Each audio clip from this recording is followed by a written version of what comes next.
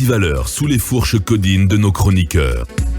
Voilà, donc on va continuer à parler de ce communiqué, on va dire communiqué réponse du CNRD à tous ceux qui insistent sur ces droits de manifester qui ont été, en tout cas de rue, des manifestations de rue qui ont été gelées par le CNRD. Là-dessus, on va tout droit au stand de prendre M. Alseni Sall, qui est donc de l'OGDH. M. Sall, bonjour. Bonjour, M. Diallo. Bienvenue dans Mirador à Talibé Bari. Monsieur Sall, on rappelle que vous êtes responsable de la communication à l'OGDH. Quelle est votre compréhension du communiqué qui a été diffusé hier? Il faut le rappeler, à la suite de l'interpellation que le Haut Commissariat aux droits de l'homme des Nations Unies a faite en direction de la junte par rapport à l'interdiction des manifestations. Merci, monsieur Barry. Écoutez, tout d'abord, permettez-nous vraiment de remercier le Haut Commissaire d'avoir pu se communiquer pour appeler au respect du droit de manifestation en Guinée.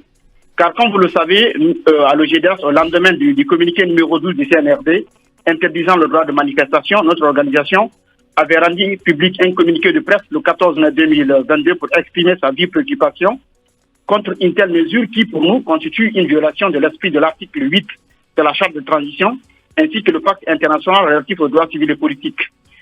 Et donc, qui garantissent tous d'ailleurs ce droit de manifestation.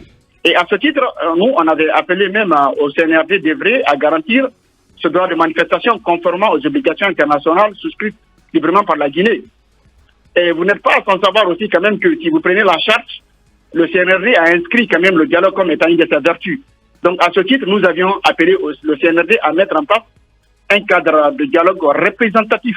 J'insiste sur le mot représentatif, et des acteurs sociaux et politiques afin d'éviter que le pays soit plongé dans une autre situation incertaine.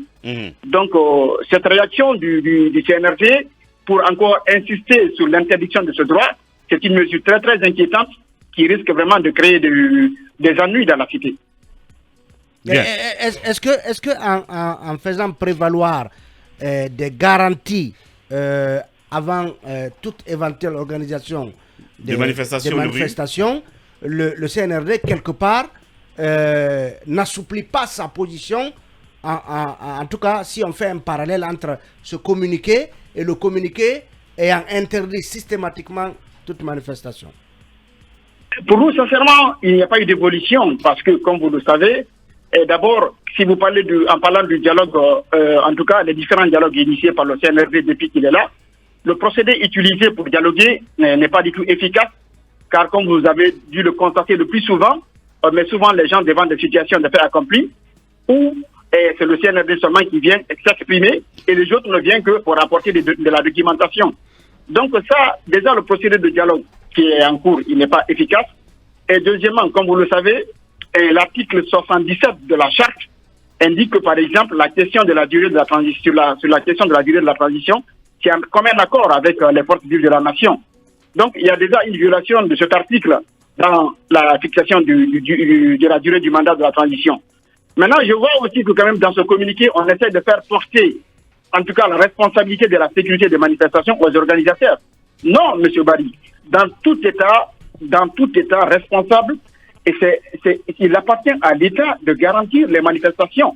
C'est lui qui reçoit les demandes de manifestation, les examine, et au cas par cas, et motive leur autorisation ou pas. Donc, il n'appartient pas aux manifestants de garantir une manifestation. Monsieur Sow. La sécurité des manifestants. Alors, Monsieur Sow, moi j'ai... Monsieur Sall, moi j'ai l'impression d'écouter un acteur politique et non un défenseur des droits de l'homme, très, très malheureusement.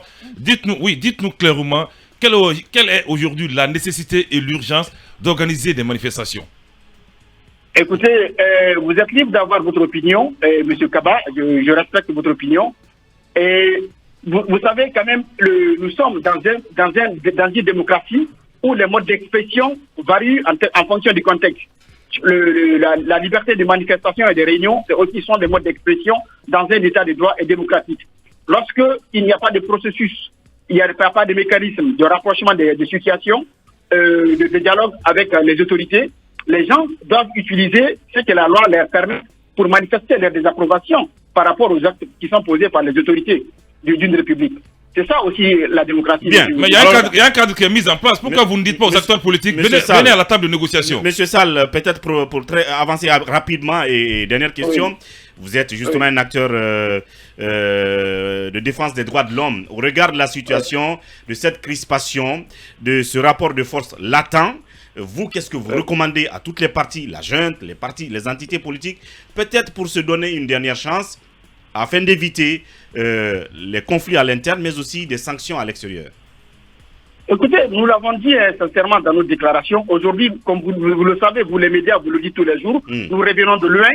Et le colonel nous avait promis quand même qu'il allait œuvrer pour éviter qu'on retombe dans les erreurs du passé. Mais vous voyez quand même aujourd'hui, on a l'impression quand même qu'on est en train de poser les mêmes actes qui avaient conduit les mêmes situations et qui a donné la naissance au 5 septembre. Donc aujourd'hui, il faut que le colonel écoute très bien son peuple. Bien. Et je pense qu'il y a beaucoup d'actes qu'il a posés qui ont justifié l'adhésion de la population au coup d'État du 5 septembre. Il faut qu'il écoute le peuple. Il faut qu'il accepte de mettre en place un cadre de dialogue représentatif des acteurs sociaux et politiques pour permettre vraiment de débattre des questions essentielles de la transition. Bien, voilà. Donc, il faut repenser justement ce fameux cadre de dialogue. C'est là-dessus que tout le monde insiste.